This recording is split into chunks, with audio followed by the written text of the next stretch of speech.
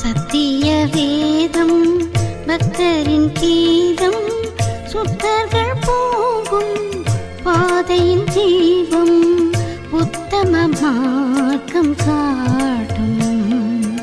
கிறிஸ்துவுக்குள் பிரியமுள்ள சகோதர சகோதரிகளை, நம்முடைய பிதாவாகிய தேவனாலும் கர்த்தராகிய இயேசு கிறிஸ்துவினாலும் கிருபையும் சமாதானமும் உண்டாவதாக என்கிற அன்பின் வாழ்த்துக்களோடு, தேவனுடைய மிகுந்த கிருபையினாலே முதல் முறையாக மதுரை பட்டணத்திலே உங்கள் மத்தியில் கடந்து வரவும், தேவனுடைய மகா பரிசுத்தமான சகல பிரஸ்தாபத்தை பார்க்கிலும் அவர் மகிமைப்படுத்தி வைத்திருக்கிற மேன்மையும் அருமையுமான அவருடைய வார்த்தைகளை தியானிக்கும்படியாக தேவன் கொடுத்த அந்த நல்ல வாய்ப்புக்காக அவருக்கும் அவருடைய குமாரருக்கும் மகிமையை செலுத்தி கொண்டு, அன்புக்குரிய சகோதர சகோதரிகளை, கோத்தகிரி பகுதியில் இருக்கிற உங்கள் அன்புக்குரிய சகோதர சகோதரிகளுடைய அன்பையும் வாழ்த்துக்களையும் கூட தெரிவித்து கொண்டு இந்த நாளுக்குரிய பாடத்துக்கு நேராக நாம் கடந்து செல்லலாம்.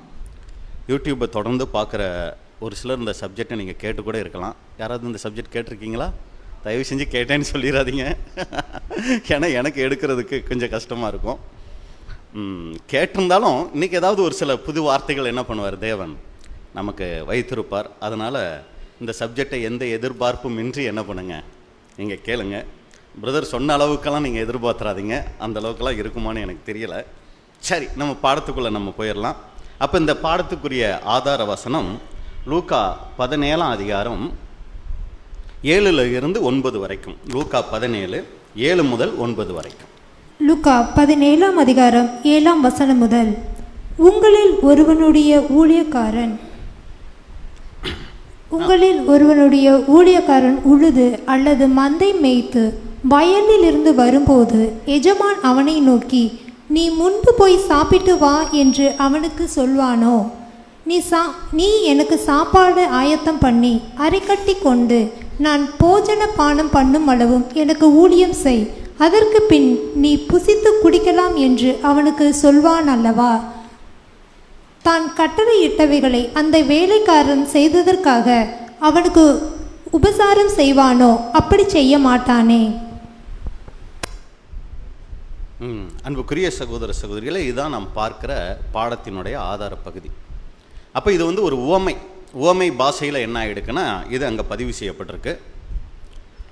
இந்த உவமையினுடைய காரியம் என்னன்னு பார்த்தீங்கன்னா, ஒரு வேலைக்காரன், இன்னொரு வகையில் சொல்லணும்னா அடிமை, ஒரு அடிமைக்கும் ஒரு எஜமானனுக்கும் இடையில் நடந்த ஒரு நிகழ்ச்சி என்ன ஆகிருக்குன்னா இங்கே ஒரு உவமை பாஷையில் அங்கே சொல்லப்பட்டிருக்கு. அப்போ இந்த உவமையில் என்ன பிரதர் விசேஷம்? ஏன்னா ஒவ்வொரு உவமைக்கும் நீங்கள் பார்த்தீங்கன்னா இயேசு கிறிஸ்து மொத்தம் எத்தனை உவமை சொல்லியிருக்கிறாருங்க?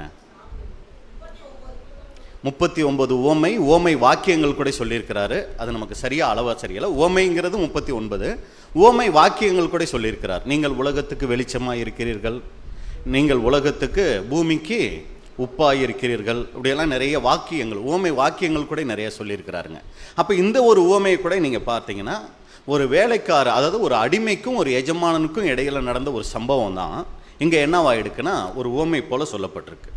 அப்போ இந்த உவமையில் என்ன ரொம்ப முக்கியமான ஒரு விஷயம் நம்ம கற்றுக்கொள்ள போகிறோம் அப்படின்னா, இந்த உவமையில் ஆண்டவராகிய இயேசு கிறிஸ்துனுடைய வெற்றியின் ரகசியம், அவர் எப்படி அந்த 33 வருடம் அவர் எப்படி தேவனுடைய சித்தம், அதில் விசேஷமாக அந்த 3 வருடம் தேவனுடைய சித்தத்தை எப்படி கடைசி வரைக்கும் செஞ்சு அவர் எப்படி நிறைவேற்றி முடித்த பின்னாடி எப்படி அவர் அந்த நிகழ்ச்சி, அதாவது அந்த நிலைமையில் வெற்றி சிறந்தவராக எப்படி மாறினார் அப்படிங்கிறதுக்கான ஒரு மிகப்பெரிய ரகசியம் இந்த உவமையில் இருக்குது. அது மாத்திரம் இல்லை, தேவனுடைய பிள்ளைகளான நாம் கற்றுக்கொள்ள வேண்டிய ரொம்ப முக்கியமான ஒரு குணலட்சணம். ஏன்னா இயேசு கிறிஸ்துனுடைய எல்லா உவமைகளும் நீங்கள் மேக்சிமம் பார்த்தீங்கன்னா ஏதோ ஒரு குணலட்சணத்தை மையப்படுத்தி இருக்கும்.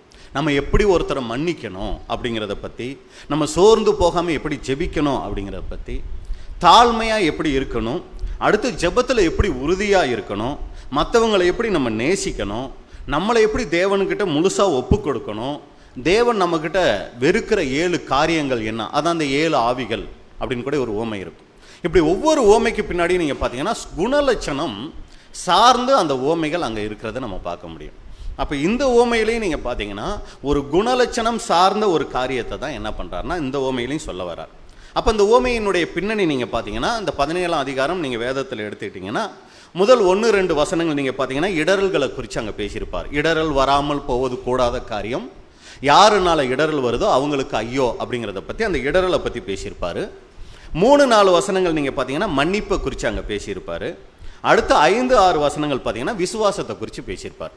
இதையெல்லாம் பேசிட்டு தான் இந்த ஒரு உவமையை என்ன பண்ணுறாருன்னா சொல்ல வர்றார். எப்போவுமே இயேசு கிறிஸ்து பேசும்போது அதுக்கு மேலே இருக்கிற பகுதி கீழே இருக்கிற பகுதிகள்லாம் ரொம்ப கவனிக்க வேண்டிய ஒரு பகுதியாக இருக்கும். நேற்று கூட நாங்கள் இந்த உறவுகள்னு ஒரு சப்ஜெக்ட் பார்க்கும்போது அந்த ஒரு புது விஷயத்தை பார்த்தோம். என்ன அப்படின்னு சொல்லி பார்த்தீங்கன்னா, 2 பேரோ 3 பேரோ என் நாமத்தினால எங்கே கூடி இருக்கிறார்களோ அவர்கள் நடுவில் இருக்கிறேன். இதை எதை மையப்படுத்தி இந்த வசனத்தை நம்ம பொதுவாக பார்ப்போம்? இல்லை 2 பேரோ 3 பேரோங்கிறத நம்ம மையத்துக்கு நம்ம ஞாபகத்துக்கு எந்த இதை கொண்டு வருவோம்? குடும்பமா, சபையா, சமுதாயமா, எதை கொண்டு வருவோம்? சபையை கொண்டு வருவோம். ஆனால் சகோதரர்கள் சொல்லும்போது இது குடும்பத்தை கூட என்ன தெரியுங்களாகும் மையப்படுத்தக்கூடியதாக இருக்கும் அப்படிங்கிறது. அப்போ இது எப்படி குடும்பத்தை மையப்படுத்தும்? 2 பேர் 3 பேருங்கிறது அதிகபட்சம் எங்கே தான் இருப்பாங்க? கணவன் மனைவி பிள்ளை. நம்மளாம் 2 பேர் 3 பேராக இருக்கோம் இல்லைங்களா? நிறைய பேர் இருக்கும். அது விசேஷமாக அதுவும் சபையை குறித்து சொல்லப்பட்டாலும் அவருடைய இயேசு கிறிஸ்துனுடைய நாமத்தில் நம்ம கூடி எந்த இடத்துல இருக்கிறோமோ அந்த இடத்துல அவர் இருக்கிறார். அப்போ குடும்பத்தில் அவர் இருக்கிறார் முதலாவது நாம் கூடி வரும்போது. சரிங்களா? அதெல்லாம் சொல்கிறதுக்கு முன்னாடி நீங்கள் மேலே விசுவாச குடும்பத்துக்குன்னு சொல்லியிருக்கிற விஷயம் பார்த்தீங்கன்னா, ஒருவருக்கு உங்கள் மேலே ஒரு மனஸ்தாபம் வந்துடுச்சுன்னா அதை எப்படி சரி பண்ணணும்னு சொல்லுவார். எப்படி அவங்கக்கிட்ட போகணும், எந்த மாதிரி போகணுங்கும் போது ஒரு முக்கியமான ஒரு வார்த்தையை யூஸ் பண்ணுவார். ஒருத்தர் மேலே இப்போ உங்களுக்கு மனஸ்தாபம் ஆகிடுச்சு, இப்போ நீங்கள் அதை சரி பண்ணணும்னா எப்போ போய் அதை சரி பண்ணணும்னு சொல்லுவார்? அதான் பாயிண்ட். தனித்திருக்கும் போது அப்படின்னு சொல்லுவார். சரிங்களா? அப்போ வேற யாருக்கும் தெரியாதப்ப, இன்னைக்கு மன்னாவை கூட அதை மையப்படுத்தி இருக்குது, வேற யாருக்கும் தெரியாதப்ப என்ன பண்ணணும்? அவர் தனித்திருக்கும் போது அதை போய் என்ன பண்ணணும்? சரி பண்ணணும். இதை பார்த்தீங்கன்னா 2 பேரோ 3 பேரோங்கிறது குடும்பத்துக்கு எடுத்தோம்னா இதை எப்படி எடுக்கிறது? இப்போ இதை சபைக்குன்னா ஈஸியாக சொல்லிடுவோம். ஒரு பிரதர் தப்பு செஞ்சார்னா, பிரதர் உங்களுக்கு அவர் பிரச்சனையா, நீங்கள் என்ன பண்ணுங்க, தனியாக போய் அதை அவர்கிட்ட சரி பண்ணிவிட்டு நீங்கள் என்ன பண்ணிக்கோங்க, அவர் சரியாயிட்டார்னா உங்களோடய அதை முடிச்சுக்கங்க அப்படின்னு எடுத்துக்குவோம். இப்போ நம்ம இதை குடும்பத்துக்குன்னு எடுக்கிறோம். 2 பேரோ 3 பேரோங்கிறது குடும்பம்னு எடுத்து, இப்போ குடும்பத்தில் கணவன் மனைவிக்குள்ளே ஏதோ ஒரு பிரச்சனை வந்துருச்சு. இப்போ அதை என்ன பண்ணணும்? உடனே யாருக்கிட்ட சொல்லணும்? இல்லை, நம்ம யாருக்கிட்ட சொல்லுவோம்? நேராக ஃபோன் அடிப்போம். யாருக்குங்க?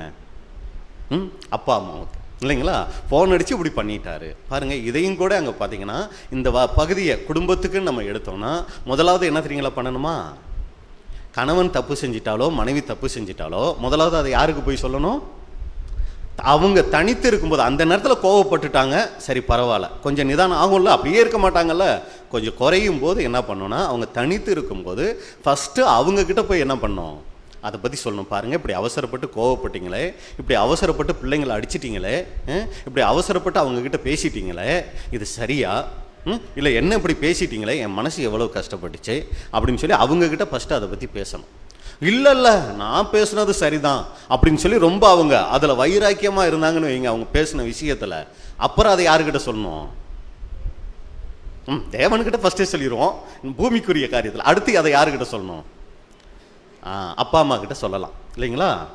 சொன்னால் இப்போ சகோதரி இருக்காங்க, சகோதரிக்கு சகோதரர் ஒரு மாதிரி பேசிட்டாரு.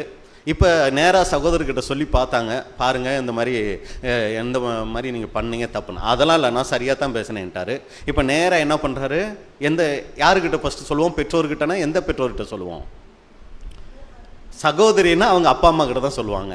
அவங்க அப்பா அம்மா கிட்ட சொல்லி பிரயோஜனம் இல்லை, ஏன்னா அவங்க யாருக்கு தான் சப்போர்ட் பண்ணுவாங்க? சகோதரிக்கு. இப்போ சகோதரை பற்றி தப்புன்னா அவரை திருத்துறது யார் தான் திருத்தணும்?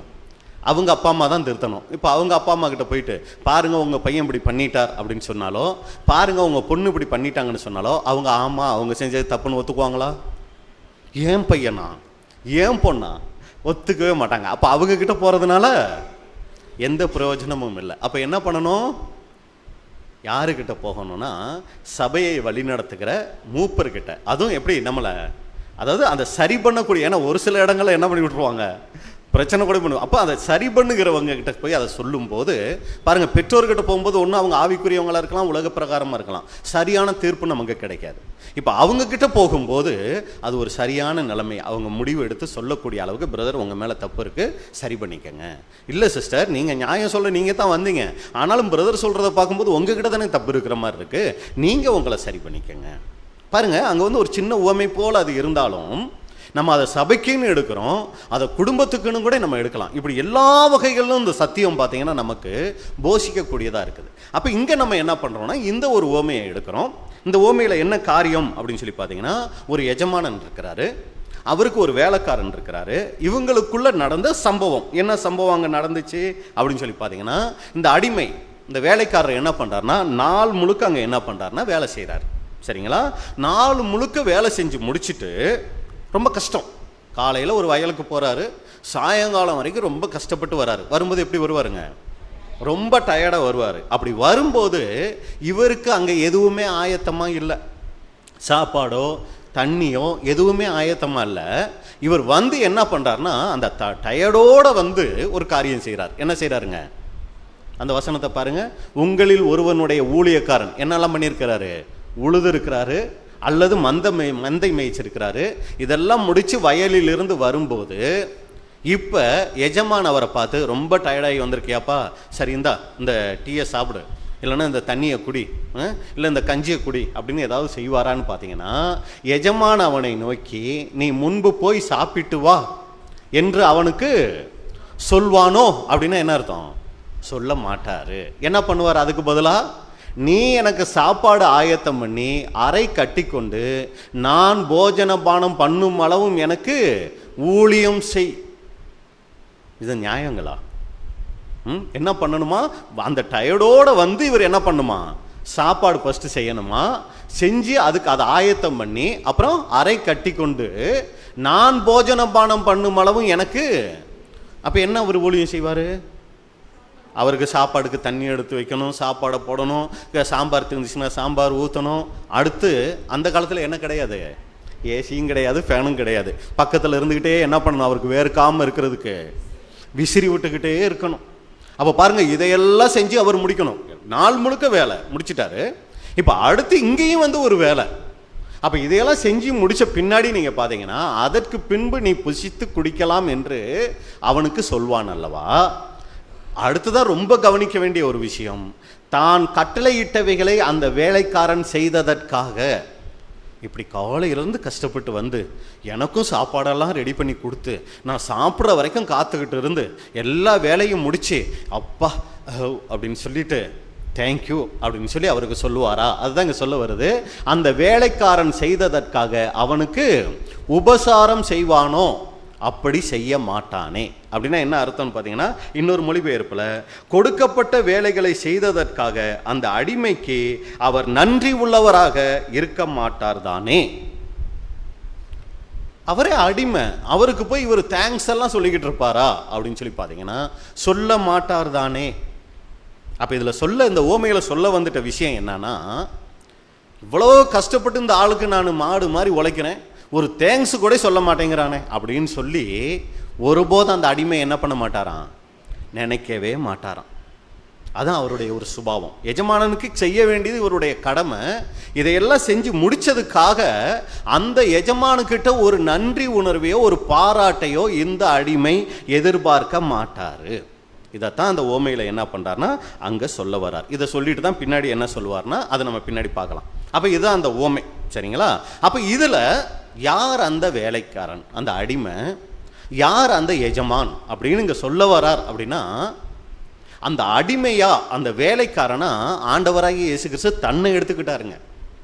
அந்த எஜமானனா யாரை எடுத்துக்கிட்டார் தெரியுங்களா? பிதாவாகிய தேவனை எடுத்துக்கிட்டார். ஆனால் அந்த ஓமை பார்க்கும்போது அந்த எஜமானனை எப்படி தோணும் நமக்கு? என்ன ஒரு மனசாட்சி இல்லாத ஆளாக இருக்கிறாரு அப்படிங்கிற மாதிரி தோணும். ஆனால் இயேசு கிறிஸ்து இந்த ஓமைக்கு பின்னாடி எதை சொல்ல வர்றார்னா, அது போலத்தான் நான் அந்த அடிமையாக இருக்கிறேன், அது போலத்தான் என் எஜமானனா பிதா இருக்கிறாரு. ஆனால் பிதா நன்றி உள்ளவர் தான், அவர் அதுக்கெல்லாம் செய்வார். ஆனால் நான் அந்த அடிமை போல இருக்கேன்னு சொல்ல வர்றார். நான் என் பிதாவுக்காக எதை வேணும்னாலும் செய்வேன், ஆனால் ஒருபோதும் என் பிதா எனக்கு ஏதாவது செய்யணும்னு நான் என்ன பண்ண மாட்டேன், எதிர்பார்க்க மாட்டேன். அதைத்தான் என்ன பண்ணுறாருன்னா அங்கே சொல்ல வரார். அப்போ பார்த்தீங்கன்னா அந்த ஊழியக்காரன் தன் எஜமான்கிட்ட எதையும் எதிர்பார்த்து அங்கே செய்யலை. அதே போல் நானும் அவர் நினைச்ச உடனேயே, யாரை இந்த பூமிக்கு அனுப்புவேன் நினைச்ச உடனேயே என்ன அனுப்புங்கன்னு தானாக மனமோந்து வந்தேன். அந்த 3 வருடம் பிதாவினுடைய சித்தத்தை முழுசாக நிறைவேற்றி முடித்தேன். ஆனால் இதை முடித்ததுக்காக பிதா எனக்கு கண்டிப்பாக என்ன பண்ணணும், அவருடைய வலது பார்ஷத்தில் இடம் கொடுக்கணும் அப்படின்னு சொல்லி அவர் கொடுப்பாரு. ஆனால் அது யாருடைய எதிர்பார்ப்பா இல்லை, ஆண்டவராகிய இயேசு கிறிஸ்துனுடைய எதிர்பார்ப்பா அது இல்லை. அப்போ தேவனுடைய சித்தத்தை செய்கிறதுக்கு இந்த பூமிக்கு வந்தார். விசேஷமாக 33 வருடத்தில் அந்த 3 வருடம் தேவ சித்தத்தை முழுசாக நிறைவேற்றி முடித்தார். இதுக்காக தேவன்கிட்ட அவர் எந்த ஒரு எதிர்பார்ப்பையும் வைக்கலை.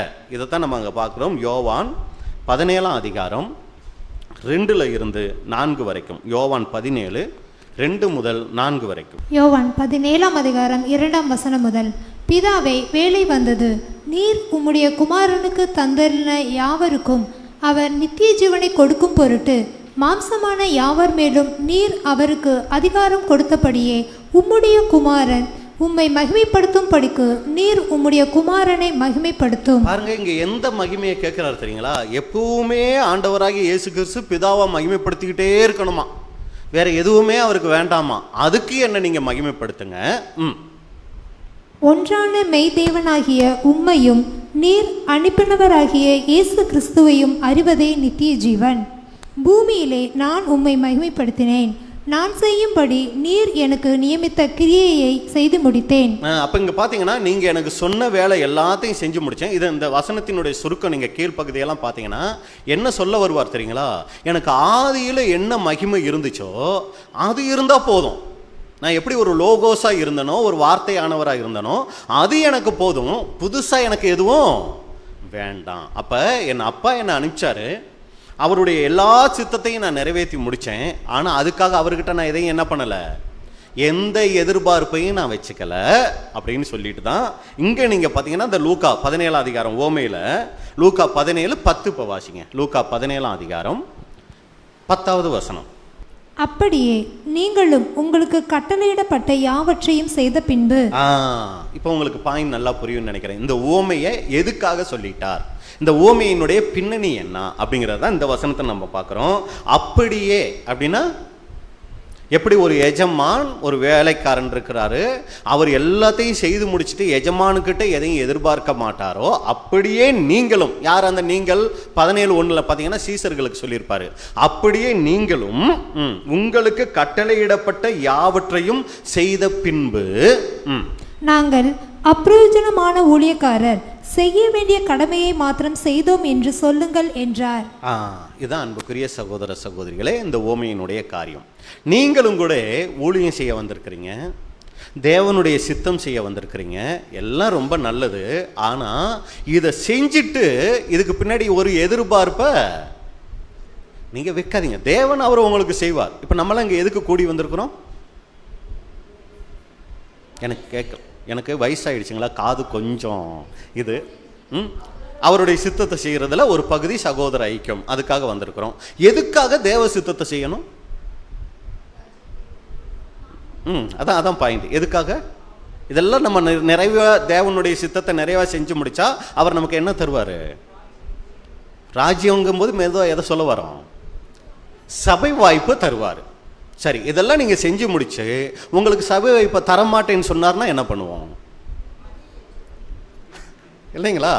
சபை வாய்ப்பு இல்லையா, அதுக்கு எதுக்கு நாங்கள் இவ்வளவு கஷ்டப்படணும்? நாங்கள் பேசாமல் எங்கள் வீட்டிலேயே இருந்துட்டு போயிடுவோமே அப்படிங்கிற ஒரு மனநிலை நமக்கு இருந்துச்சுன்னா அந்த மனநிலை தவறான மனநிலை. நீங்கள் எனக்கு சபை வாய்ப்பை கொடுத்தாலும் சரி, சபை வாய்ப்பை கொடுக்கலனாலும் சரி, உங்கள் சித்தம் செய்கிறதுல தான் உண்மையான சந்தோஷம் இருக்குது, அதுதான் உண்மையான மகிழ்ச்சி. அதனால அதை நான் செஞ்சுட்டு போகிறேன். நீங்கள் எனக்கு இதை கொடுத்தா தான் இதை செய்வேங்கிற எந்த ஒரு நிபந்தனையும் எனக்கு வேண்டாம். அப்போ இங்கே சொல்ல வர விஷயம் என்னன்னா, தேவன் உங்களுக்கு சொல்லி இருக்கிற எல்லாவற்றையும் நிறைவாக செய்யுங்க, ஆனால் எந்த விதமான ஒரு எதிர்பார்ப்பும் வைத்து கொள்ளாதீங்க. ஆனால் அன்புக்குரிய சகோதர சகோதரிகளே, இன்னைக்கு முழு உலகத்தில் வாழக்கூடிய எல்லா உயிரினங்கள், அதாவது மனிதர்கள் மட்டும் இல்லை, எல்லா உயிரினங்களுக்கும் இருக்கக்கூடிய ஒரு சுபாவம் என்ன தெரியுங்களா? எதிர்பார்ப்பு. ஒரு எதிர்பார்ப்போட தான் இந்த மனித வாழ்க்கையே அங்கே இருக்குது. ஆனால் இங்கே சொல்ல வர விஷயம், ஆண்டவராக இயேசு கிறிஸ்து என்ன சொல்ல வர்றாருன்னா, எதையுமே நீங்கள் எதிர்பார்த்து செய்யாதீங்க, எந்த எதிர்பார்ப்பையும் உங்களுக்குள்ள வச்சுக்காதீங்க. அப்போ எதிர்பார்ப்பு அப்படிங்கும்போது நீங்கள் பார்த்தீங்கன்னா எல்லாருக்கிட்டையும் இருக்கக்கூடிய ஒரு சுபாவம் அது. அதை உலகத்தில் முதலாவது நம்ம பார்த்தோம் அப்படின்னா பெற்றோர், ஒரு பெற்றோருடைய எதிர்பார்ப்பு என்னது?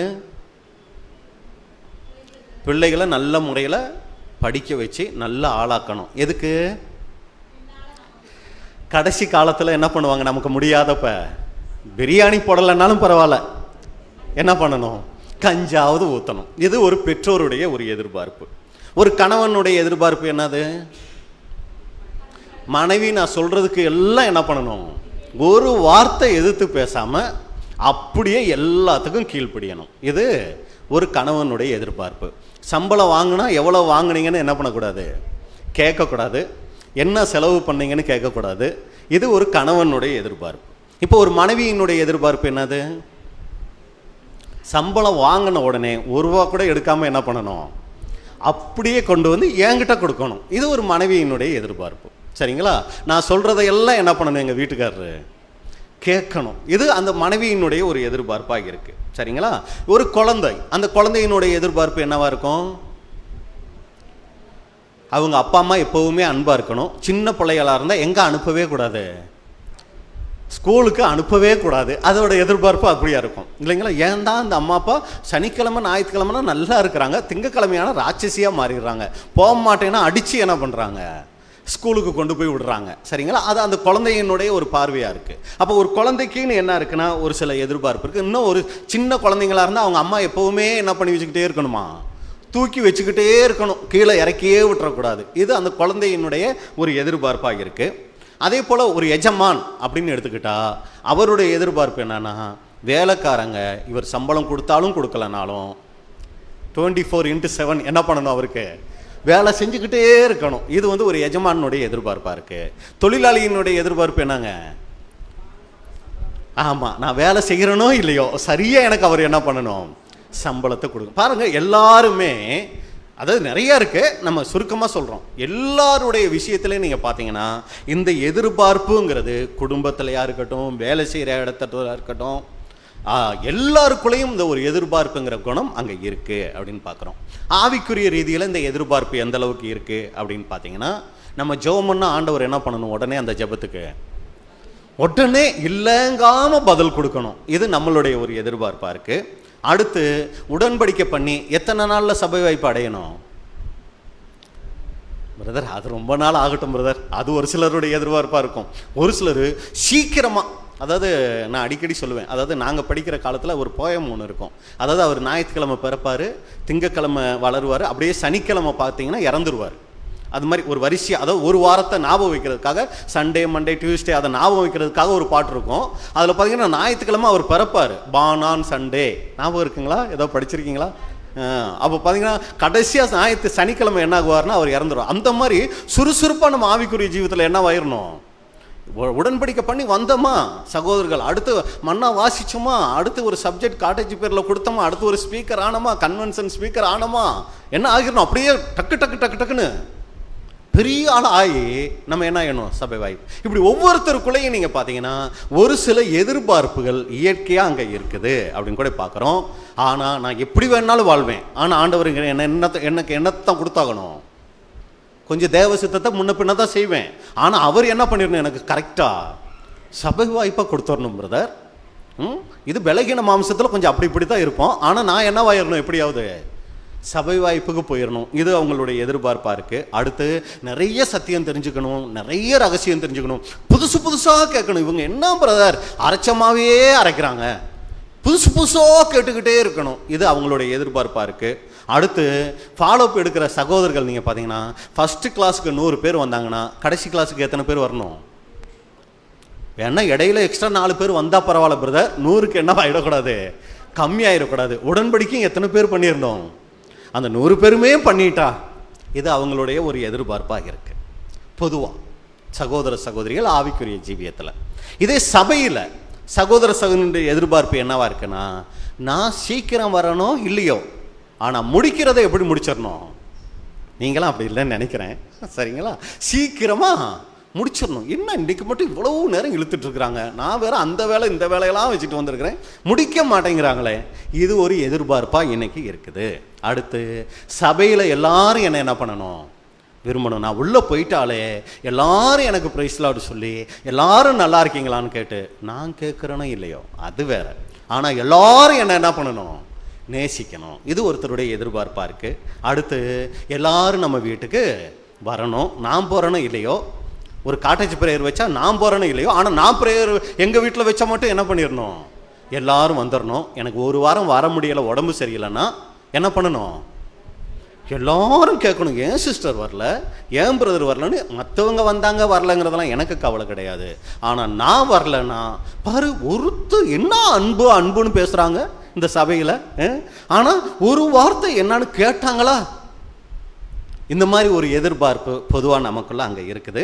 அடுத்து செய்தி கொடுக்குற சகோதரர் சீக்கிரமாக பேசி முடிச்சிடணும். அதில் மேக்சிமம் என்ன இருந்துடக்கூடாதுன்னா போர் அடிச்சிட கூடாது. இதெல்லாமே யாருடைய எதிர்பார்ப்பு? சபைகளில் சகோதர சகோதரிகளான நம்மளுடைய எதிர்பார்ப்பாக இருக்குது. அடுத்து விலங்குகள், பறவைகள், இவங்களுடைய எதிர்பார்ப்பு என்ன அப்படின்னு சொல்லி பார்த்தீங்கன்னா, நம்ம வீட்டிலே ஒரு நாயோ பூனையோ வளர்க்குறோம். ஒரு வாரம் அதுக்கு எதுவுமே கொடுக்கலன்னு வைங்க, என்ன பண்ணுவோம்? போடா அப்படின்ட்டு போயிடும். சரிங்களா? அதுவும் கூட 3 நேரம் நல்ல சாப்பாடெல்லாம் கொடுத்து இது பண்ணிக்கிட்டு இருந்தோம்னா தான் கூடவே இருக்கும். அப்போ அதுக்கும் கூட என்ன இருக்குது? நம்ம மேலே ஒரு எதிர்பார்ப்பு இருக்குது. மற்ற காட்டு விலங்குகள் எல்லாமே தேவனை ஒவ்வொரு நாளும் எதிர்பார்த்து தான் அங்கே இருக்குது.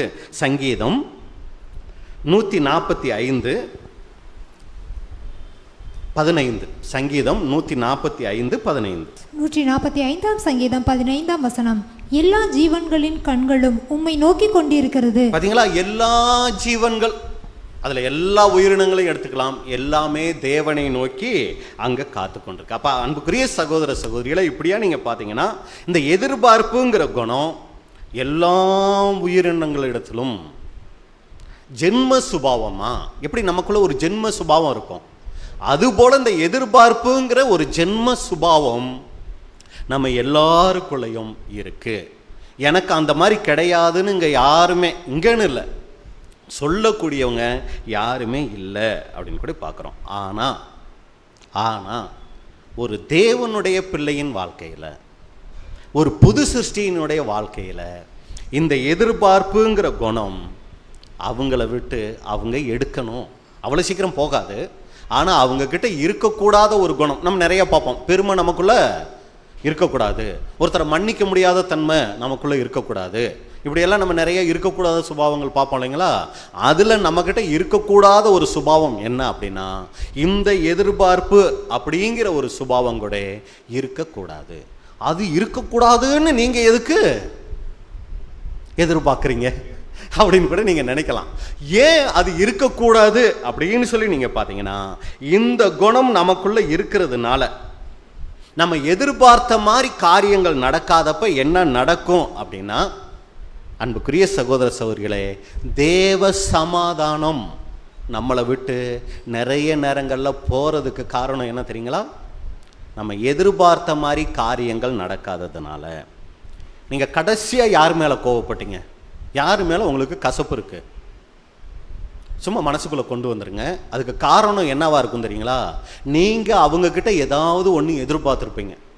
உதாரணத்துக்கு இன்றைக்கி காலையில் எனக்கும் எங்கள் வீட்டுக்காரருக்கும் சண்டை பிரதர் அப்படின்னீங்கன்னா, எதை மையப்படுத்தி இருக்கும் தெரியுங்களா? ஒன்று அவங்க சீக்கிரம் கிளம்பணும்னு எதிர்பார்த்துருப்போம், லேட் பண்ணியிருப்பாங்க. அப்படி இல்லைன்னா ஏதாவது வேறு ஒரு காரியம் அவங்ககிட்ட எதிர்பார்த்துருப்போம், அது மாதிரி அவங்க நடந்திருக்க மாட்டாங்க. உடனே நமக்கு என்ன வந்திருக்கும்? ஒரு சண்டை, கோபம், அங்கே பிரச்சனை வந்திருக்கும். இல்லை சொந்தக்காரங்க மத்தியிலையோ சகோதர சகோதரி மத்தியில ஏதாவது ஒரு கசப்பு இருக்குன்னா அதுக்கு பின்னணி என்னன்னு பார்த்தீங்கன்னா, ஏதோ ஒன்று அவங்கக்கிட்ட நம்ம எதிர்பார்த்துருப்போம், அது மாதிரி அவங்க நடந்திருக்க மாட்டாங்க.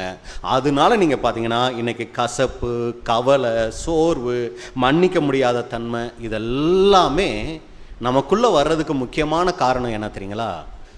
நம்ம அவங்கக்கிட்ட ஏதாவது ஒரு காரியத்தை எதிர்பார்த்துருப்போம், அந்த எதிர்பார்த்தபடி அவங்க நடந்திருக்க மாட்டாங்க. அதனால தான் இதெல்லாம் நமக்குள்ளே அங்கே வந்திருக்கும். அதனால தான் இயேசு கிறிஸ்து என்ன சொல்கிறாருன்னா, உங்களுக்குள்ள எந்த எதிர்பார்ப்பையும் என்ன பண்ணாதீங்க, வச்சுக்காதீங்க. இப்போ தான் நம்ம அந்த ஊமைகளை பார்த்தோம். ஆண்டவராகிய இயேசு கிறிஸ்துனுடைய வெற்றி உள்ள வாழ்க்கைக்கு காரணம் என்னன்னா, அவர் இப்படி இருந்தார். அவர் எப்படி இருந்தார்? எந்த எதிர்பார்ப்பையும் அவர் தனக்குள்ள வச்சுக்கவே இல்லைங்க. அவருடைய வேலையை செஞ்சுட்டு போயிட்டே இருந்தார். எந்த எதிர்பார்ப்பையும் அவர் அங்கே வச்சுக்கல. ஒரு வெற்றி சிறந்தவரா இந்த உலகத்துல யாரை பார்க்க முடியும்னா அவரை மட்டும்தான் பார்க்க முடியும். வெளிப்படுத்தின விசேஷம் 3ஆம் அதிகாரம் 21வது வசனம். வெளிப்படுத்துதல் 3:21. வெளிப்படுத்துதல் 3ஆம் அதிகாரம் 21ஆம் வசனம்.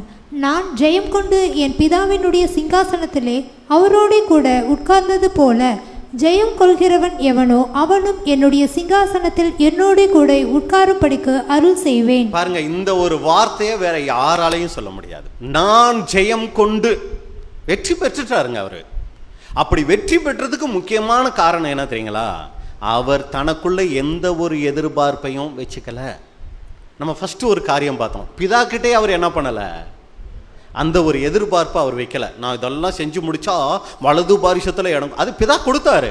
ஆனா அது இவருடைய நோக்கமாக இருந்திருந்தா அங்க சுயநலம் அப்படிங்கிறது இவருக்குள்ள வந்திருக்கும். இவர் கண்டிப்பா என்ன பண்ணியிருக்க முடியாது, அந்த ஒரு நிலைமைக்கு போயிருக்க முடியாது. அப்ப பாருங்க, இவர் பிதா கிட்ட எந்த ஒரு எதிர்பார்ப்பையும் வைக்கல ஃபர்ஸ்ட். அடுத்து இந்த உலகத்துல கூட அவர் எந்த ஒரு எதிர்பார்ப்பையும் வைக்கல. அதான் அவருடைய வெற்றியின் ரகசியம். எத்தனையோ பேர் அவருடைய மூலமா தேவனுடைய செய்தியை கேட்டாங்க, எத்தனையோ பேர் சுகம் பெற்றாங்க, எத்தனையோ ஆயிரக்கணக்கான பேர் சாப்பிட்டாங்க. எத்தனை பேர் சாப்பிட்டாங்க? யோவான் 6:10. யோவான் 6ஆம் அதிகாரம் 10வது வசனம். யோவான் 6ஆம் அதிகாரம் 10ஆம் வசனம். இயேசு ஜனங்களை உட்கார வையுங்கள் என்றார். அந்த இடம் மிகுந்த புல்லுள்ளதாய் இருந்தது. பந்தியில் இருந்த புருஷர்கள் ஏறக்குறைய 5000 பேராய் இருந்தார்கள். புருஷர்களே 5000 பேர். அப்ப எல்லாரையும் சேர்த்தா எவ்வளவு பேர் நமக்கு தெரியல. ஒரு சமயம் அந்த இடத்துல நம்ம இருந்து அத்தனை பேருக்கு சாப்பாடு போட்டிருந்தோம்னு வைங்க. கடைசியில் சிலுவையில் அறையிறதுக்கு எல்லாரும் கூட்டிகிட்டு போகும்போது நம்மளா இருந்தால் என்ன சொல்லியிருப்போம்? உப்பு சாப்பிட்டான், அந்த உப்புக்காவது ஏதாவது கொஞ்சம் சொரணை இருந்திருக்கணும்ல. இப்படி பண்ணி என்னை என்ன பண்ணிட்டாங்க, கொண்டு போயிட்டாங்களே. என்னான வார்த்தை, ஒருத்தருக்கு நம்ம சாப்பாடு போட்டுட்டாலே என்னென்னமோ பேசுவோம். இவர் ஊருக்கே சாப்பாடு போட்டிருக்கிறாரு. அப்போ இவர் எவ்வளவு எதிர்பார்த்துருக்கணும். ஆனால் பாருங்க, எந்த விதமான ஒரு முறுமுறுப்பும் அவருக்குள்ள ஏன் தெரியுங்களா வரல? அவர் எந்த விதமான எதிர்பார்ப்பையும் அவங்க கிட்ட வச்சுக்கல. சரிங்களா? அடுத்து நீங்க பார்த்தீங்கன்னா சீசர்கள்கிட்ட கூட அவர் என்ன பண்ணல, தனியாக 12 பேரை கூப்பிட்டு தனியாக கிளாஸ் எடுத்து அந்த ஓமைக்கு விளக்கமும் சொல்லி, இப்படி நான் நடத்தி வந்துக்கிட்டு இருக்கிறேன், இப்படி தான் நீங்கள் இருக்கணும், அதாவது இவர் இருக்கணுங்கிறதுக்கு சொல்லியிருந்தார். ஆனால் அவங்க அப்படி தவறும் போது அவர் அதை பற்றி கவலையே படலை. அவங்கக்கிட்ட எந்த ஒரு எதிர்பார்ப்பையும் வைக்கல. வசனங்கள் நம்ம பார்க்கலாம். யோவான் 6ஆம் அதிகாரம் 26வது வசனம். யோவான் 6:26. இயேசு அவர்களுக்கு பிரதியுத்தரமாக, நீங்கள் அற்புதங்களை கண்டதினால் அல்ல, நீங்கள் அப்பம் புசித்து திருப்தியானதினாலேயே என்னை தேடுகிறீர்கள் என்று மெய்யாகவே மெய்யாகவே உங்களுக்கு சொல்லுகிறேன். எதுக்கு டெய்லி வரீங்க? சாப்பாட்டுக்காக வரீங்க. சாப்பாடு நான் தரலன்னு நீங்கள் போயிடுவீங்க. அதனால உங்ககிட்ட நான் என்ன பண்ணிக்கல, நீங்கள் இதுக்காக தான் வரீங்கன்னு எனக்கு நல்லா தெரிஞ்சிருச்சு. இதுக்கு மேலே நான் உங்ககிட்ட எந்த ஒரு எதிர்பார்ப்பையும் நான் வைக்கல. அதே யோவான் 4ஆம் அதிகாரம் 48வது வசனம். யோவான் 4:48. அப்பொழுது இயேசு அவனை நோக்கி, நீங்கள் அடையாளங்களையும் அற்புதங்களையும் காணாவிட்டால் விசுவாசிக்க மாட்டீர்கள் என்றார். நீங்க அடையாள அற்புதத்துக்காக தான் வந்துகிட்டு இருக்கிறீங்க, அது மற்றபடி உங்ககிட்ட எந்த ஒரு காரியமும் இல்ல. 2:25. யோவான் 2ஆம் அதிகாரம் 25வது வசனம். மனுஷருக்கு உள் இருப்பதை அவர் அறிந்திருந்தபடியால் மனுஷரை குறித்து ஒருவரும் அவருக்கு சாட்சி கொடுக்க வேண்டியதாய் இருக்கவில்லை. மனுஷருக்கு உள் இருப்பதை அவர் அறிந்திருந்தபடியால், இதுதான் இவங்க. அதனால இவங்க கிட்ட நான் என்ன பண்றது இல்ல, எந்த ஒரு எதிர்பார்ப்பையும் நான் வைக்கிறதில்ல. பொதுவா யூத ஜனங்கள் மேல ஆண்டவராகிய இயேசு கிறிஸ்து எந்த எதிர்பார்ப்பையும் வைக்கல.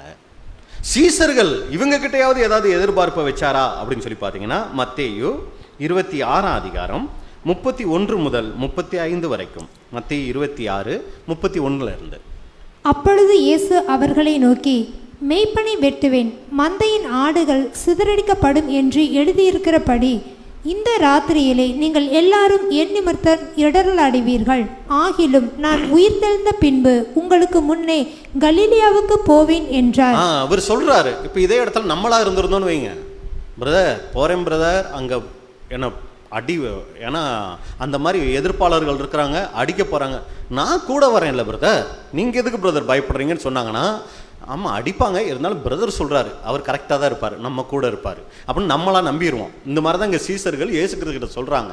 பாருங்கள், இன்னும் என்ன சொன்னாங்க, ஆகிலும் பேதுரு அவனுக்கு பிரதியுத்தரமாக, உமது நிமித்தம் எல்லாரும் இடரல் அடைந்தாலும் நான் ஒரு காலம் இடரல் அடையேன் என்றார். என்ன பேச்சு பேசுறீங்க? அதான் அங்க பாக்குறீங்களா அந்த 11 பேர், அதுல ஒரு ஆள் கூட இப்ப இருந்தாரான்னு தெரியல, யூதாசு. 10 பேர் மெயினா. இவங்க இடரல் அடைந்தாலும் நான் என்ன ஆக மாட்டேன், இடரல் அடைய மாட்டேன். இயேசு அவனை நோக்கி, இந்த ராத்திரியிலே சேவல் கூகிறதற்கு முன்னே நீ என்னை 3 தரம் மறுதலிப்பாய் என்று மெய்யாகவே உனக்கு சொல்லுகிறேன் என்றார். நீ மறுதலிப்பன்னு சொல்றாரு. அதற்கு பேதுரு, நான் உம்மோடே மரிக்க வேண்டியதாய் இருந்தாலும் உம்மை மறுதலிக்க மாட்டேன் என்றான். சீசர்கள் எல்லாரும் அப்படியே சொன்னார்கள். சீசர்கள் எல்லாரும், அவர் மட்டும் சொல்லிட்டு நம்மளாம் கம்முன்னு இருந்தோம்னா தப்பா போயிடும், அதோட நம்மளும் கூட்டத்தோட என்ன பண்ணிடுவோம், சொல்லிடுவோம்னு சொல்லி இவங்களும் நாங்களும் உங்களை விட்டு போகவே மாட்டோம் அப்படின்னு சொல்றாங்க. இதை இயேசு கிறிஸ்து அவங்க கிட்ட எதிர்பார்த்தாரா? பாருங்க, மறுபடியும் அதே வார்த்தை, மார்க்கு 14ஆம் அதிகாரம் 50 52 வரைக்கும். மார்க் 14ஆம் அதிகாரம் 50ஆம் வசனம் முதல். அப்பொழுது எல்லாரும் அவரை விட்டு ஓடி போனார்கள். சொன்னாங்க, எல்லாரும் என்ன சொன்னாங்க, போக மாட்டோம் நாங்க, ஆனா எல்லாரும் அவரை விட்டு ஓடி போனார்கள். ஒரு வாலிபன் ஒரு துப்பட்டியை மாத்திரம் தன்மேல் போர்த்து கொண்டு அவர் பின்னே போனான். அவனை பிடித்தார்கள். அவன் தன் துப்பட்டியை போட்டுவிட்டு நிர்வாணமாய் அவர்களை விட்டு ஓடி போனான். சொன்னாங்க, எல்லாரும் போக மாட்டோம்னு சொல்லி எல்லாரும் செஞ்சாங்க, ஓடி போயிட்டாங்க. இப்ப இயேசு கிறிஸ்து அவங்க மேல ஒரு எதிர்பார்ப்பை வச்சிருந்தார்னா, உயிர்த்தெழுந்து வந்த உடனே பேதுருவை பார்த்து என்ன தெரியுங்களா கேள்வி கேட்டிருக்கணும்? பேதுருவே பேதுருவே, ஏன் என்னை கைவிட்டாய், ஏன் ஓடி போனாய் அப்படின்னு கேட்டிருக்கணும். ஆனா எந்த எதிர்பார்ப்பையுமே அவர் அங்க வைக்கல அப்படின்னு கூட பார்க்கிறோம். யூதாசு கூடவே இருக்கிறாரு, பணத்தை அவர் தான் சுமந்துக்கிட்டு வர்றாரு, திருடுறாருன்னு நல்லா தெரியும். ஆனா அவர்கிட்ட இந்த ஒரு நேர்மையையும் இவ்வளோ சத்தியம் கொடுக்குறேன் பிரதர், கொஞ்சம் கூட என்ன ஆக மாட்டேங்கிறாரு, திருந்தவே மாட்டேங்கிறாரே அப்படின்னு சொல்லி பேதுருக்கிட்டையோ யோவான்கிட்ட என்ன பண்ணல, சொல்லல. யூதாசா அவர் அப்படித்தான் இருப்பார். அதனால இவர் என்ன பண்ணலாம், அவர்கிட்ட எந்த ஒரு எதிர்பார்ப்பையும் வைக்காததுனால என்ன ஆயிடுச்சு அப்படின்னு சொல்லி பார்த்தீங்கன்னா, அவருக்குள்ள அந்த சமாதான குறைவு வரலை. இன்னைக்கு நம்மளை எடுத்துக்குவோம், சபைக்கு வரோம், எல்லாரையும் பார்த்து இங்கே என்ன பண்ணுறோம், பிரைஸ் லார்ட் சொல்கிறோம், வெளியில் போகிறோம். அந்த பிரதர் அங்கேருந்து வந்துட்டு இருக்கிறாரு இடநாளில், நம்ம இந்த பக்கம் வந்து போய்கிட்டு இருக்கிறோம். அவர் நல்லா பார்த்துக்கிட்டு வந்தவர் பக்கத்துக்கு வரும்போது இப்படியே திருப்பிட்டு போயிட்டாருன்னு வச்சுக்குவோம். என்ன ஆகும், நம்ம சமாதானமெல்லாம் போய் சகோதரன், உடன் சகோதரன் பிரதர் மூஞ்சுக்கு முன்னாடி வந்து திருப்பிட்டு போயிட்டார் பிரதர், ஒரு வார்த்தை கூட என்ன பண்ணல, என்கிட்ட பேசலை பிரதர் சொல்லுவாங்களா? இதே நேரத்தில் நம்ம செய்யாத தப்புக்கு 2 பேர் நம்மளை போட்டு அடிச்சிட்டு இருக்கிறாங்க. நம்ம பிரதர் அந்த பக்கம் வந்துக்கிட்டே இருக்கிறாரு, பார்த்துட்டு பேசாமல் போயிட்டாருன்னு வைங்க, அட்லீஸ்ட் ஐயோ விடுங்கையானாவது சொல்லியிருந்தா கூட மனசுக்கு ஒரு ஆறுதலாக இருக்கும். நல்லா அடி வாங்கட்டும், ஏயா நீ கூட அங்கே இருந்தியானா, ஐயா அவர் யாருன்னே எனக்கு தெரியாதுங்கன்னு சொல்லியிருந்தாருன்னா அடுத்த நாள் சபைக்கு வருவோன்னு நினைக்கிறீங்க? இல்லாததுக்கே என்னென்னமோ காரணமெல்லாம் சொல்கிறோமே. இந்த மாதிரி நடந்திருந்தா நம்ம நிலைமையை நினச்சி பாருங்க. அன்புக்குரிய சகோதர சகோதரிகளே, இயேசு கிறிஸ்துவுக்கு இதுதான் நடந்துச்சு. 33 வருஷம் கூடவே இருந்து பேசாமல் இருந்திருந்தாலும் பரவாயில்ல, அவ்வளவு பேச்சு பேசி எல்லாரும் இடரல் அடைஞ்சாலும் நான் இடரல் அட மாட்டேன்லாம் வசனம் பேசிட்டு, இப்போ நீ கூட தானே இருந்தானா, சத்தியமா அம்மா சத்தியமா எனக்கு என்ன ஆகாது, இவர் யாருன்னே தெரியாதுன்னு சொல்லி பேசினா நினைச்சு பாருங்க, அந்த முகத்தை மறுபடி வாழ்க்கையில் ஒரு தடவையாவது பார்க்கணுங்கிற எண்ணம் வருமா? உங்களுக்கெல்லாம் வருமோ இல்லையோ தெரியல, எனக்கெல்லாம் வர்றதுக்கு வாய்ப்பு ரொம்ப கஷ்டம்தான்.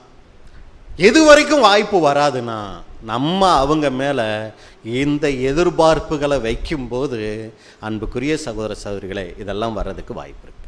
ஏன் நம்ம வருத்தப்படுறோம், ஏன் நம்ம கவலைப்படுறோம் அப்படின்னா காரணம் என்னன்னு சொல்லி பார்த்தீங்கன்னா, நாம் எதிர்பார்க்கிறோம். ஆனால் ஆண்டவராகிய இயேசு கிறிஸ்து அங்கே என்ன பண்ணலைன்னா எதிர்பார்க்கலை. பேதுரு என்ன பண்ணார், அந்த வசனம் வேணால் வாய்ச்சிடலாம். லூக்கா 22ஆம் அதிகாரம் 59 இருந்து 61 வரைக்கும். லூக்கா 22ஆம் அதிகாரம் 59ஆம் வசனம் முதல் 61ஆம் வசனம் வரை. ஏறக்குறைய 1 மணி நேரத்துக்கு பின்பு வேறொருவன் அவனை பார்த்து, மெய்யாகவே இவனும் அவனோடு இருந்தான், இவன் கலிலேயாதான் என்று சாதித்தான். அதற்கு பேதுரு, மனுஷனே நீ சொல்லுகிறதை அறியேன் என்றான். அவன் இப்படி சொன்னவுடனே சேவல் கூயிற்று. அப்பொழுது கர்த்தர் திரும்பி பேதுருவை நோக்கி பார்த்தார். சேவல் கூகிறதற்கு முன்னே நீ என்னை 3 தரம் மறுதலிப்பாய் என்று கர்த்தர் தன்னிடத்தில் சொன்ன வசனத்தை உடனே பேதுரு நினைவு கூர்ந்து. அப்போ பார்த்தீங்கன்னா இங்கே பேதுரு இப்படியெல்லாம் நடந்தால் கூட ஆண்டவராகி இயேசு கிறிஸ்து அவர்கிட்ட என்ன பண்ணல, எந்த ஒரு எதிர்பார்ப்பையும் அங்கே வைக்கல. அதனால தான் அவங்க மேலே வச்ச அன்பு அவருக்கு அங்கே குறைவுபடலை. யூதாச என்ன சொன்னார், சிநேகிதனே அப்படின்னு கூட சொன்னார். யூத ஜனங்களை மன்னியும், அதாவது அவர் சேர்க்கப்பட்ட வசனம் நமக்கு இருந்தால் கூட அவர் உள்ளத்தில் அவங்களை மன்னிக்கக்கூடிய அந்த ஒரு குணம் இருந்துச்சு. உயிர்த்தெழுந்து வந்து சீசர்கள் அங்கே கடலில் இருக்கிறாங்க பார்த்து என்னன்னு கூப்பிட்டாருங்க, பேதுரு எல்லாரும் வாங்க நம்ம மீன் பிடிக்க போவோம் அப்படின்னு சொல்லி கிளம்பி போயிட்டாங்க. இவர் உயிர்த்தெழுந்து வந்து கரையில் நிற்கிறாரு. நின்று அவங்கள பார்த்து என்ன கூப்பிட்டாரு, டேய் என்னென்ன வார்த்தை பேசுனீங்கடா இப்போ பாரு அப்படின்னு சொல்லி சொன்னாரா? என்னன்னு சொன்னாருங்க, பிள்ளைகளே சாப்பிட்றதுக்கு ஏதாவது இருக்குதா, பிள்ளைகளே அப்படின்னு சொல்லி கூப்பிட்றாருன்னா அவருக்குள்ளே என்ன வைக்கல, அவங்க மேலே எந்த ஒரு எதிர்பார்ப்பையும் வைக்கலை. அதனால தான் பேதுருவை கூப்பிட்டு சபைக்கே என்ன பண்ணார், அப்புறம் மூப்பராக ஆக்கிட்டார். அப்போ அன்புக்குரிய சகோதர சகோதரிகளே, நாம் எங்கே யார் மேலே அதிகமான எதிர்பார்ப்பு வைக்கிறோமோ, இதை நல்லா கவனிங்க. தூங்கிக்கிட்டு யாராவது பக்கத்தில் இருந்தாங்கன்னா கொஞ்சம் எழுப்பி விட்ருங்க, சரிங்களா? நாம் எங்கே யார் மேலே அதிகமான எதிர்பார்ப்பு வைக்கிறோமோ அவங்க நமக்கு விரோதிகளாய் மாறுவதற்கு அதிக வாய்ப்பு இருக்கிறது. நம்ம ஒரு கசப்புக்குள்ளே போகிறதுக்கு, மன்னிக்க முடியாத தன்மைக்குள்ளே போகிறதுக்கு, சோர்ந்து போகிறதற்கு நிறைய வாய்ப்பு இருக்குது. நம்ம இந்த பூமியில் யார் மேலேயாவது அதிகமான எதிர்பார்ப்பு வச்சிட்டோம் அப்படின்னா, இயேசு கிறிஸ்து அவர் எதிர்பார்க்காமல் இருக்கலாம், நாங்கள் அப்படியெல்லாம் இருக்க முடியுமானா அப்படி இருந்திருக்கிறாங்க பூமியில். யார் அது? சாத்ராக், மேசாக், ஆபேத் நேகோ. அவங்க தேவனுக்குன்னு வாழ்ந்தாங்க. ஆனால் தேவன் மேலே என்ன தெரியுங்களா வைக்கல, அவங்க எங்களுக்கு இதைத்தான் செஞ்சாகணும், அதாவது எதிர்பார்ப்புங்கிறத நீங்கள் மாறி தப்பாக புரியும், எனக்கு இதை செஞ்சே ஆகணும் அப்படிங்கிற ஒரு எதிர்பார்ப்பை அவங்க வைக்கல. அதனால தான் அவங்க வெற்றி சிறக்க முடிஞ்சு. பாருங்கள், அவங்க அங்கே நேபுகாத்நேச்சார்கிட்ட சொல்கிற வார்த்தை தானியேல் 3ஆம் அதிகாரம் 17-18. தானியேல் 3ஆம் அதிகாரம் 17ஆம் வசனம் முதல். நாங்கள் ஆராதிக்கிற தேவன் எங்களை தப்புவிக்க வல்லவராய் இருக்கிறார். இது என்னது? தேவன் மேல அவங்களுக்கு இருந்த எதிர்பார்ப்பு, சரிங்களா? நாங்கள் ஆராதிக்கிற தேவன் எங்களை தப்புவிக்க வல்லவராய் இருக்கிறார். அவர் எரிகிற அக்னி சூளைக்கும் ராஜாவாகிய உம்முடைய கைக்கும் நீங்களாக்கி விடுவிப்பார். இது அவங்களுடைய எதிர்பார்ப்பு. கண்டிப்பா தேவன் இதை எங்களுக்கு செய்வார் அப்படின்னு எதிர்பார்க்கிறாங்க. ஆனா அடுத்த வசனம் பாருங்க, விடுவிக்காமல் போனாலும். இதுதான், விடுவிக்காமல் போனாலும். நாங்கள் ஒரு எதிர்பார்ப்பு வச்சிருக்கிறோம். ஒரு சமயம் நாங்கள் எதிர்பார்த்த மாதிரி காரியங்கள் நடக்காம போனாலும் சோர்ந்து போயிட மாட்டோம். அதை தான் மீதி சொல்றாங்க. வாசிங்க. நாங்கள் உம்முடைய தேவர்களுக்கு ஆராதனை செய்வதும் இல்லை, நீர் நிறுத்தின பொற்சிலையை பணிந்து கொள்வதும் இல்லை என்கிறது ராஜாவாகிய உமக்கு தெரிந்திருக்க கடவது என்றார்கள். இதுதான் நாங்கள் ஒரு எதிர்பார்ப்பு வச்சிருக்கோம். தேவன் எங்களை காப்பாற்றுவார், எங்களை இதுல இருந்து தப்புவிப்பார். ஒரு சமயம் அப்படி நடக்கலைனாலும் நாங்கள் ரெடியாக இருக்கோம். ரெண்டுக்குமே பேலன்ஸ் மைண்டாக இருக்கிறோம். அப்படி நடக்கலைனாலும் இப்போ அது தேவ சித்தம் இல்லை, நாங்கள் அக்னியில தான் மறித்து நாங்கள் ஒரு சாட்சி உள்ளவர்களாக மறிக்கணும்னு அது தேவனுடைய சித்தமாக இருந்தால் அது நிறைவேறிட்டு போகட்டும்.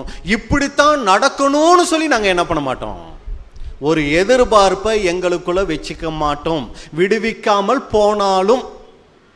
அடுத்து நீங்கள் பார்த்தீங்கன்னா, யோபுவை சாத்தான் தேவனுக்கிட்ட குற்றம் சாட்டுறதுக்கு முக்கியமான காரணம் என்ன தெரியுங்களா? நீங்கள் அவன் எதிர்பார்க்குறதையெல்லாம் நீங்கள் அவனுக்கு செய்கிறீங்க. அவன் எதிர்பார்க்குறத நீங்கள் செய்யாமல் விட்டு பாருங்க, அவன் முகத்துக்கு முன்னே உண்மை தூசிக்கானோ பாரும். வசனம் பாருங்க, யோபு 1ஆம் அதிகாரம் 9 யோபு 1ஆம் அதிகாரம் 9ஆம் வசனம் முதல்.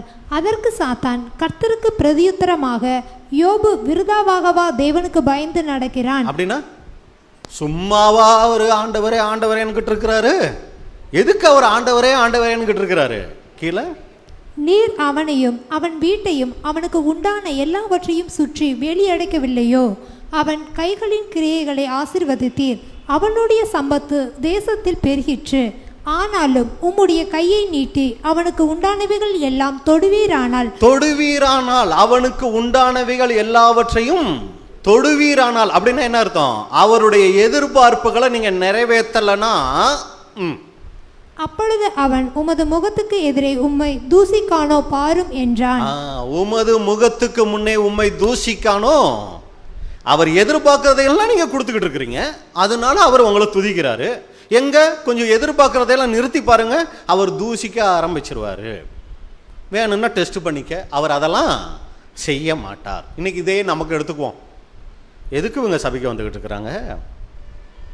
இவங்களுக்கு ஒரு சில காரியங்களை ஸ்டாப் பண்ணி பாருங்க, உமது முகத்துக்கு முன்னே அப்படின்னு நம்மளை யாரையாவது சொல்றதுக்கு வாய்ப்பு இருக்குங்களா? எல்லாம் இருக்கீங்களா? இல்லை ரொம்ப சோர்வா இருக்கா? சப்ஜெக்ட் ரொம்ப போர் அடிக்குதுங்களா? அப்போ அன்புக்குரிய சகோதர சகோதரிகளே, நாம சிந்திச்சு பார்ப்போம். இந்த குற்றச்சாட்டை இன்னைக்கு நம்ம முன்னாடி வச்சா நம்மளுடைய நிலைமை என்னவாகும்? அடுத்து பாருங்க, ஆபகுக்கு சொல்றாரு அருமையான ஒரு விஷயம் இந்த எதிர்பார்ப்பை குறித்து. ஆபகுக் 3 அதிகாரம் 17-18. ஆபகுக் 3 அதிகாரம் 17 முதல்.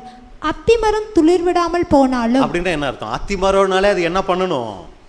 துளிர் விடணும். ஒரு சமயம் நான் எதிர்பார்த்தபடி துளிர் விடாமல் போனாலும், திராட்சை செடிகளில் பழம் உண்டாகாமல் போனாலும். திராட்சை செடியை வச்சதுக்கே எதுக்கு தான்? ஒரு 3-4 வருஷம் ஆயிடுச்சுன்னா நிறைய அதில் பழம் பழுக்கணுங்கிறக்க தாங்க திராட்சை செடியை வச்சேன்.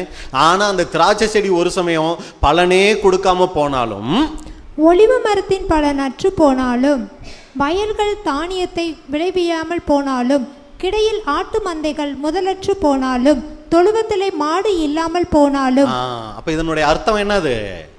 இதெல்லாம் செய்யணும், நான் எதிர்பார்க்கிறேன், ஆனா இந்த எதிர்பார்ப்பின்படி நடக்காமல் போனாலும் நான் கர்த்தருக்குள் மகிழ்ச்சியா இருப்பேன், என் ரட்சிப்பின் தேவனுக்குள் களி கூறுவேன். என் வீட்டுக்காரர் இப்படி எல்லாம் இருக்கணும், ஆனா அவர் இப்படி இராமல் போனாலும் தேவன் மேல நான் வச்சிருக்கிற அன்பு குறையாது, அவங்க மேல நான் வச்சிருக்கிற அன்பு குறையாது. என் மனைவி இப்படியெல்லாம் இருக்கணும் நான் ஆசைப்படுறேன், ஆனால் ஒரு சமயம் தேவனுடைய அனுமதி, அவங்க நான் எதிர்பார்த்த மாதிரி இல்லை, அதனால நான் அவங்க மேலே வச்ச அன்புல குறைவு வராது.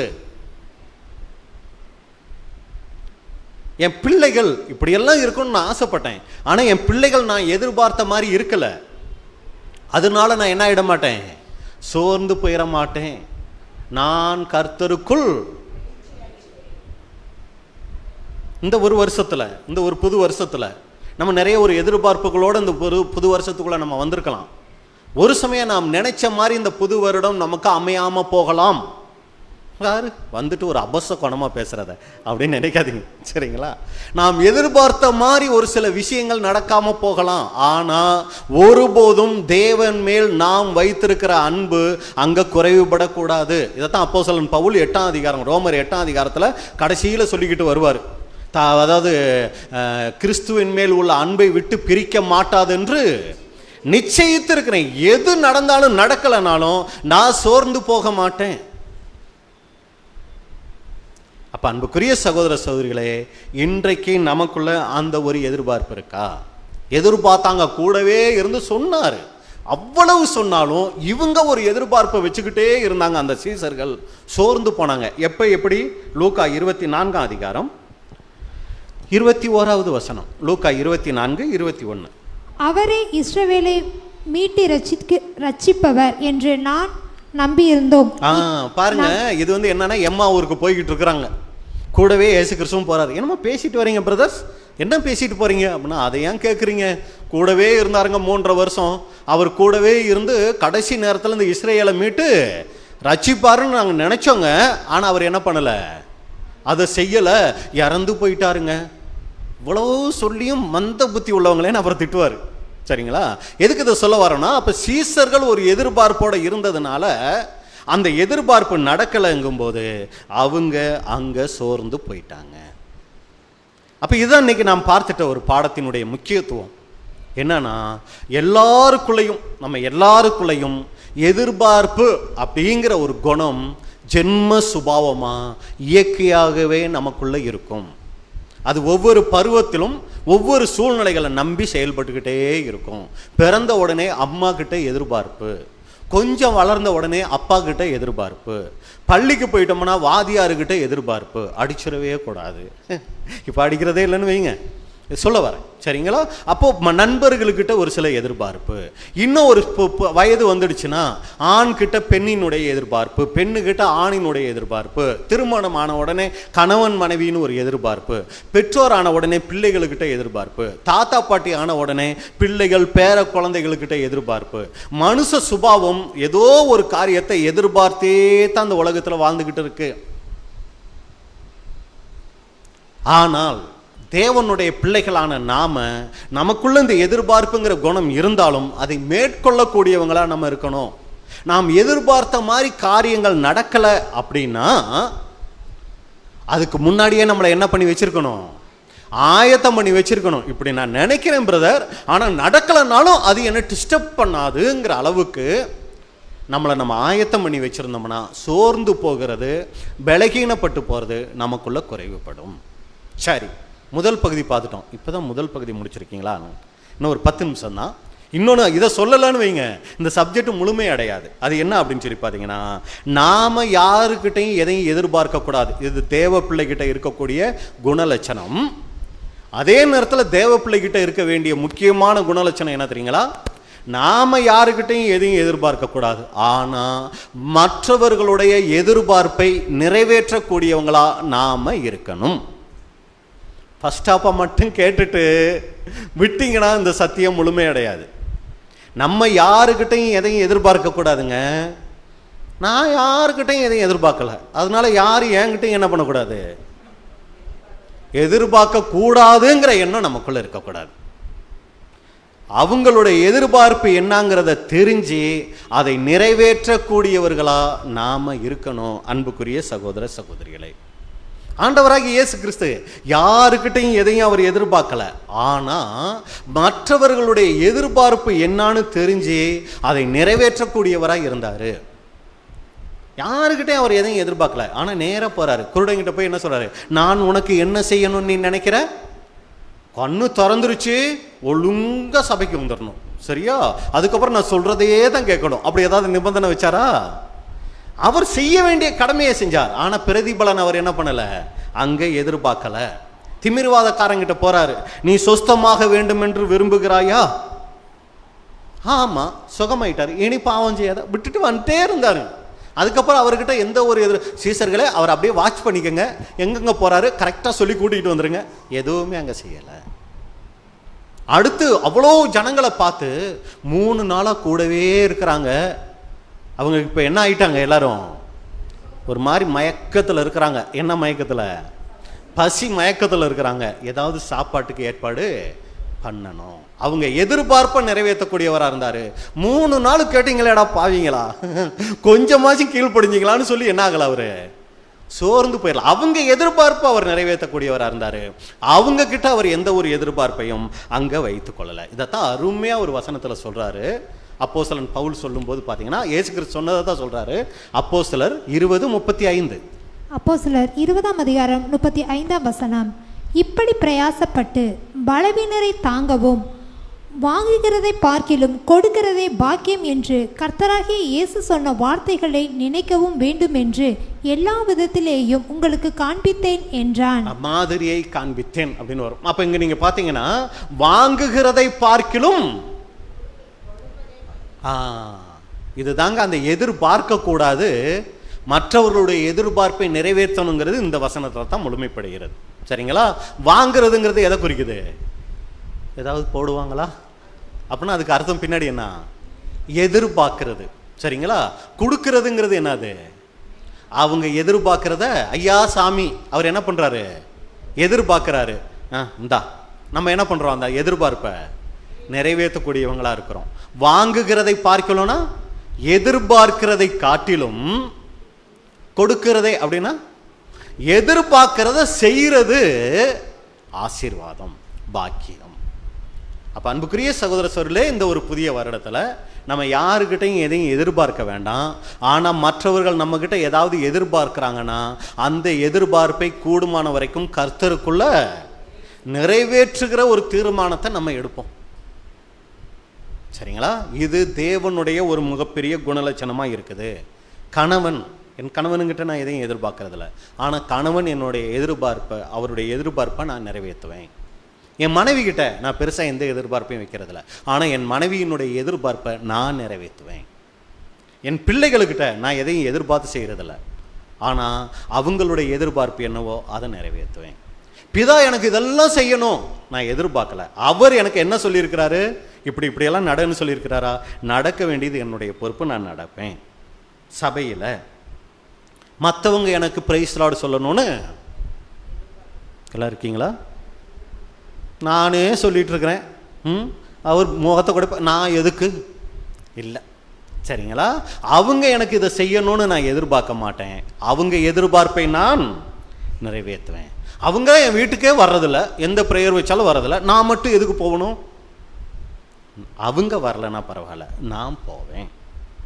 யார் என்னை விசாரிச்சா என்ன, விசாரிக்கலன்னா என்ன பிரதர், நான் அந்த குணத்தை எடுத்துக்கிறேன். ஏன்னா எனக்கு அது கஷ்டமாக இருக்குது. யாரும் என்னை விசாரிக்கலன்னா கஷ்டமாக இருக்குது. அது மாதிரி தானே அவங்களுக்கு இருக்கும். நான் அதை செஞ்சுக்கிறேன், நான் அந்த எதிர்பார்ப்பை நிறைவேற்றுறேன். அப்போ மற்றவங்க நம்மக்கிட்ட எதை எதிர்பார்க்குறாங்களோ அதை நாம் அவர்களுக்கு செய்யக்கூடியவர்களாக இருக்கணும். மனுஷர் உங்களுக்கு எவைகளை செய்ய வேண்டும் என்று விரும்புகிறீர்களோ, இதுதான் அந்த வசனங்களினுடைய முக்கியத்துவம். மற்றவர்களுக்கிட்ட நீங்கள் எதையெல்லாம் எதிர்பார்க்குறீங்களோ அதை அவங்க உங்களுக்கு செய்யலைன்னா பரவாயில்ல, அவங்களுடைய எதிர்பார்ப்பை நீங்கள் என்ன பண்ணுங்க, அங்கே நிறைவேற்றி முடியுங்க.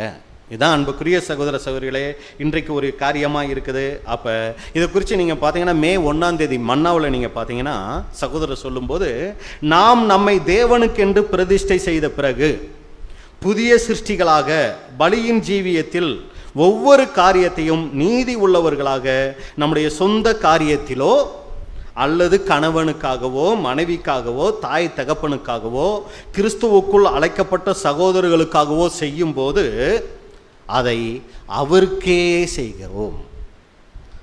அப்போ இப்படிப்பட்ட ஒரு எதிர்பார்ப்பை நமக்குள்ளே வைத்து கொள்ளாமல் மற்றவர்களுடைய எதிர்பார்ப்பை நிறைவேற்றக்கூடியவங்களா நாம் இருக்கணும். ஏன் பிரதர் அப்படின்னா, நாம் தேவ சுபாவத்துக்கு அழைக்கப்பட்டிருக்கிறோம். கிறிஸ்துவின் சாயலாய் மாறுகிறது தான் நம்மளுடைய இலக்காக இருக்குது.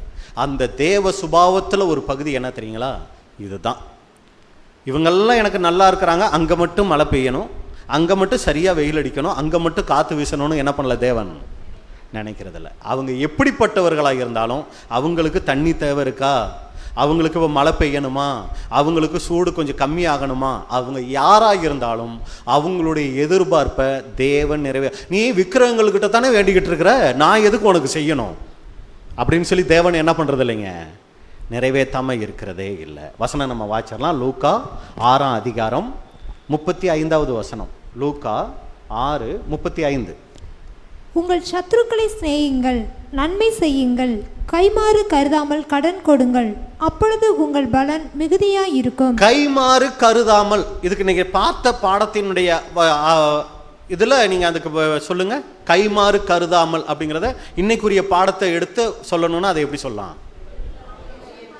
பரவாயில்ல. அப்ப எல்லாரும் சப்ஜெக்ட் என்ன பண்ணிருக்கிறீங்க, நல்லா கவனிச்சிருக்கிறீங்க. ரொம்ப சந்தோஷம். எந்த எதிர்பார்ப்பும் இல்லாமல் கடன் கொடுங்கள், உன்னதமானவருக்கு நீங்கள் பிள்ளைகளாய் இருப்பீர்கள். இந்த சுபாவம் நமக்குள்ள வந்தா தான் நம்ம அப்பாங்கிறதுக்கு ஒரு அர்த்தம் இருக்கு. அவர் நம்மள பிள்ளைங்கிறதுக்கு ஒரு அர்த்தம் இருக்கு. இது செய்யலைன்னா நம்ம அப்பா அப்பா அப்பான்னு இருக்கலாம், அப்பா அப்பா தான், சரிங்களா? ஆனா அவர் நம்மளை பிள்ளைகளா பார்க்கிறதுக்கான வாய்ப்பு குறைவு.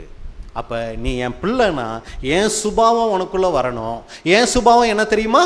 மீதியை பாசிங்க. அவர் நன்றி அறியாதவர்களுக்கும் துரோகிகளுக்கும் நன்மை செய்கிறாரே. இப்படி எல்லாம் செஞ்சிருக்காங்க பிரதர். எப்படி பிரதர் அப்படின்னா, அப்பாவை பாருங்க, நன்றி அறியாதவர்களுக்கும் துரோகிகளுக்கும் என்ன பண்றாரு? நன்மை செய்கிறாரு. இந்த ஒரு சுபாவத்தை நாம் நம்மளுடைய வாழ்க்கையில ஒரு குணலட்சணமாய் நாம் வளர்த்து கொள்ள தேவன் தாமே நம் ஒவ்வொருவருக்கும் கிருபை செய்வாராக. இப்படிப்பட்டதான வாய்ப்பை கொடுத்த பிதாவாகிய தேவனுக்கும் ஆண்டவராகிய இயேசு கிறிஸ்துவுக்கும் அருமையான சபையாருக்கும் என்னுடைய நன்றியை தெரிவித்துக் கொள்கிறேன். தேவனுடைய நாமம் மகிமைப்படுவதாக. பொறுமையோடு கேட்ட உங்களை தேவன் ஆசீர்வதிப்பாராக. ஆமென்.